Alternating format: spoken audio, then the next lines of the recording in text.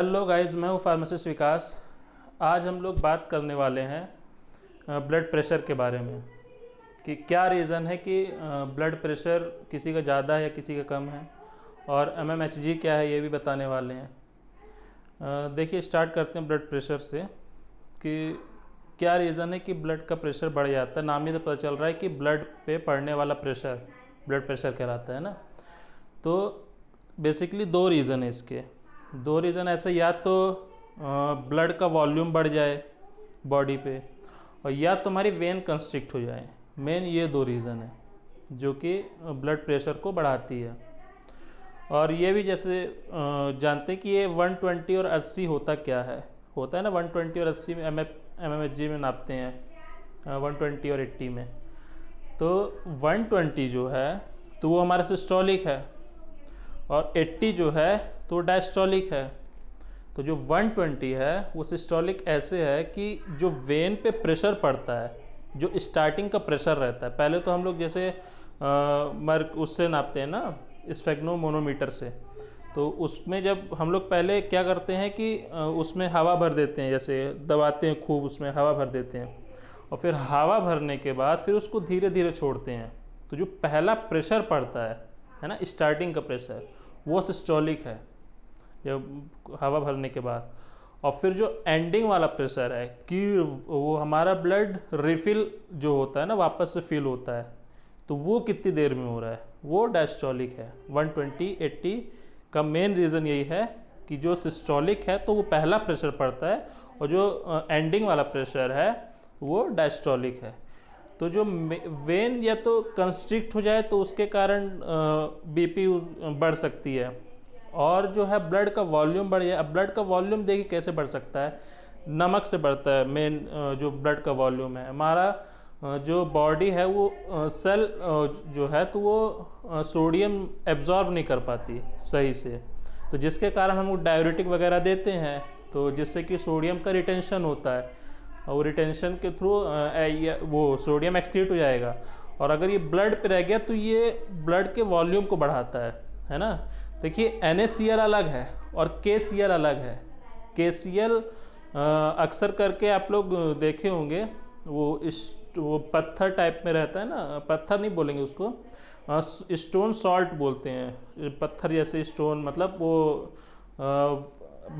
व्रत वगैरह में लेडीज़ वगैरह खाती हैं, जो स्टोन रहता है पत्थर, उसको बेसिकली बोलते हैं कि वो क्लोराइड है। तो वो क्लोराइड जो है तो वो फास्ट में खा सकते हैं, वो अलग चीज़ है ना। KCl अलग है, NaCl अलग है।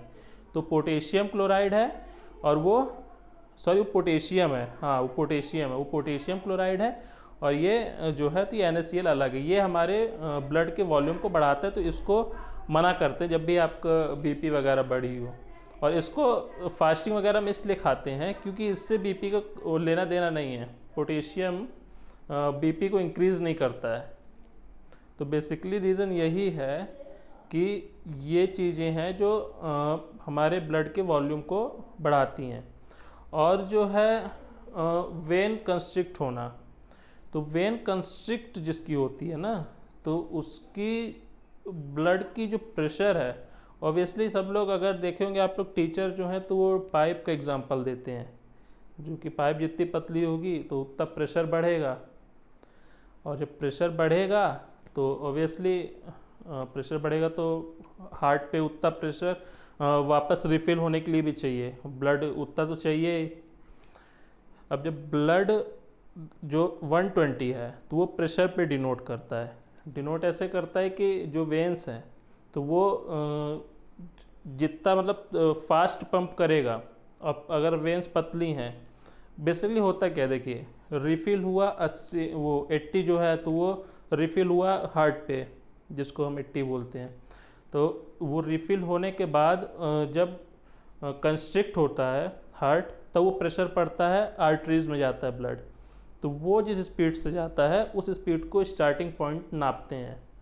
तो वो चीज़ हमारे लिए ज़रूरी है। और एंडिंग ज़रूरी है कि हमारे ब्लड में रिफिल जो होता है, तो रिफिल में बार बार इसलिए बोल रहा हूँ कि वापस से ब्लड हार्ट में आना, वो रिफिल जिसको बोलते हैं, एक चक्कर होता है, वो चक्कर क्रॉस करने के बाद वापस से हार्ट में ब्लड आना। तो वो चीज़ क्या कितनी देरी में होता है वो हम लोग स्फेग्मोमीटर से नापते हैं।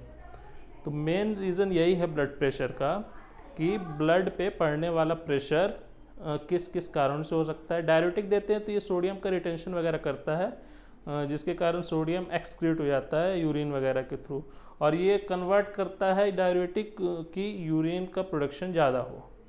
तो ये भी एक रीज़न है कि जिससे ब्लड यूरिन का प्रोडक्शन ज़्यादा हो तो ऑब्वियसली सोडियम का जो हाफ जिसको बोलते हैं ना, तो वो उधर पहुंच जाएगा तो सोडियम का, तो ऑब्वियसली ब्लड में उतना वो सोडियम की ज़रूरत नहीं पड़ेगी, तो वो ब्लड का वॉल्यूम कम कर देगा, कम बनाएगा। तो ये बेसिक। और जो लो बीपी वाले होते हैं वो हाईली रिस्क इसलिए होता है उनका, लो बीपी वालों का, कि ऑब्वियसली जब ब्लड का वॉल्यूम जब नहीं बढ़ेगा किसी रीज़न से, तो ब्रेन तक ब्लड नहीं जाएगा, और जब ब्रेन तक ब्लड ही नहीं जाएगा तो ऑब्वियसली चक्कर आना और स्वेलिंग होना या फिर पैरालाइज की शिकायत होती है कभी कभार। तो ये सब रीज़न देखने को मिलता है लो ब्लड प्रेशर में, जो कि जल्दी होता है। तो हाईली रिस्क है as compare to high blood pressure, है ना। तो यही रीज़न था कि क्या हमारे बॉडी में कैसे ब्लड प्रेशर बढ़ता है और घटता है, और क्या रीज़न है 120 और 80 का क्या रीज़न, mmHg का क्या रीज़न है, मिलीमीटर मर्क्यूरी इसको बोलते हैं। तो मुझे यही बताना था कि ब्लड प्रेशर होता क्या है। Thank you so much. जय हिंद।